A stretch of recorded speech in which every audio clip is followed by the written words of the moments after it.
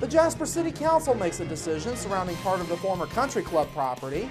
More on that, plus 2 major events were held as part of this week's Severe Weather Awareness Week. We have details there. And Du Bois County EMA Deputy Director Gary Fritz talks new tornado tracking software tonight on Inform.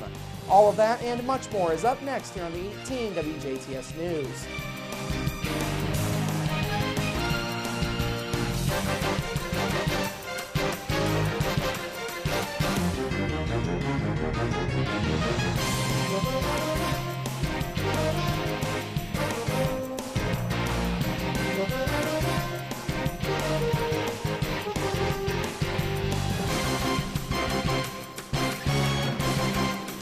Hello, I'm Bradford Raths. We begin tonight with a Jasper man losing his life in a rollover accident east of Hayesville last night. Just before 10 p.m., Indiana State Police say 50-year-old Donald Humphrey was westbound along State Road 56 east of County Road 175 East when he lost control of the semi that he was driving as it went around Sandalwick Curve. The truck then rolled over onto its driver's side and slid almost 70 feet off of the south side of the roadway. An Indiana State trooper came upon the accident shortly after it had occurred. The trooper climbed into the cab of the truck through the back window and tried to revive Humphrey. Humphrey could not be revived, and he was pronounced dead at the scene by the Du Bois County Coroner's Office. The semi, which was owned by Tri-State Live Haul, was carrying 924 turkeys at the time of the crash. Many of those turkeys were destroyed in the accident. State Road 56 remained closed for nearly 5 hours overnight as the vehicle and turkeys were taken from the scene. The Du Bois County Sheriff's Department, the Hayesville Fire Department, Memorial Hospital EMS, and the Du Bois County Coroner's Office all assisted. One of the suspects in the shooting of a Washington teen back in December has now learned his fate. Yesterday, 19-year-old Lucas Benjamin was sentenced to 30 years in jail in connection with the shooting death of 17-year-old Devin Burris. Back on February 28th, Benjamin pled guilty to a Class B felony for attempting to deal methamphetamine and a Class C felony for assisting a criminal. Class A felonies for conspiracy to commit murder that had initially been filed against Benjamin were dismissed. Now, the attempting to deal meth charge carries a 25-year sentence with it. However, Judge Dean Sobecki added 5 years to that sentence due to the fact that Benjamin was carrying a handgun when the shooting took place. Benjamin will be able to serve the final 8 years of his sentence on work release as part of his February 28th plea agreement. As for the other 2 suspects in this case, 18-year-old Logan Evans has a sentencing hearing set for March 27th. He faces 45 years in the State Department of Corrections on a Class A felony for murder. Evans's cousin, 18-year-old Heaven Berry, is facing a Class C felony for assisting someone that committed a murder. At about 2 a.m. on December 6th, Benjamin and Evans borrowed a gold Dodge Intrepid to go sell about $100 worth of meth to Burris. According to court documents, Benjamin stated that as the sale was being done at the parking lot in the Ebenezer Baptist Church along Oak Grove Road in Washington, Burris and another man with him grabbed Benjamin by the hood and tried to pull him out of the vehicle. The unnamed man then allegedly pulled out a gun and began beating Benjamin over the head with the gun. It was at that point when Evans shot Burris, according to court documents. Turning to other news now, a 10-acre portion of the former Jasper Country Club property continues to be the source of some debate. Last night, the Jasper City Council discussed a recommendation from the city's Redevelopment Commission concerning a deal between the city and the Greater Jasper School Corporation for that land. Under that deal, the school district would have the option to buy 10 acres of the Parklands property sometime within the next 10 years. Now, the 10-year option is where the debate begins. The crux of the issue, whether or not the RDC should be making these type of decisions or not. The council argued against the RDC making those decisions as members of the RDC are appointed and they are not elected by the citizens of Jasper. However, state law does allow for RDCs to buy and sell properties through funds in their budget outside of council control. The 10-year option was not favorable to the council as they were more in favor of having the school buy the land outright rather than having an option to buy it over a period of time. Ultimately, the council approved having the RDC reconsider its vote earlier this month and replace the 10-year option with a provision to allow the school district to buy it outright.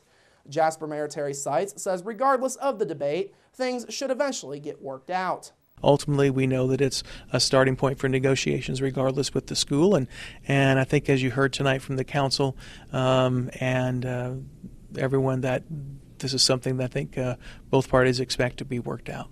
In other business, the council discussed funding options for the city's downtown riverfront master plan. The data presented last night is a follow-up to last month's meeting where the council asked for research on funding options. Sites says that the city is on positive financial ground moving forward. The good news is Jasper is in great financial health, according to Umbaugh Associates, who was here tonight, Mr. Gary Malone.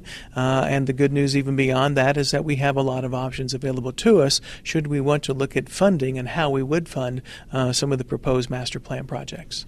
In final notes, Sites announced that Jasper was not among the finalists for the statewide Stellar Communities Grant Program for this year. Sites thanked those involved in putting together Jasper's letter for the Stellar Communities Program. He says going forward, the city should continue to look to its strengths.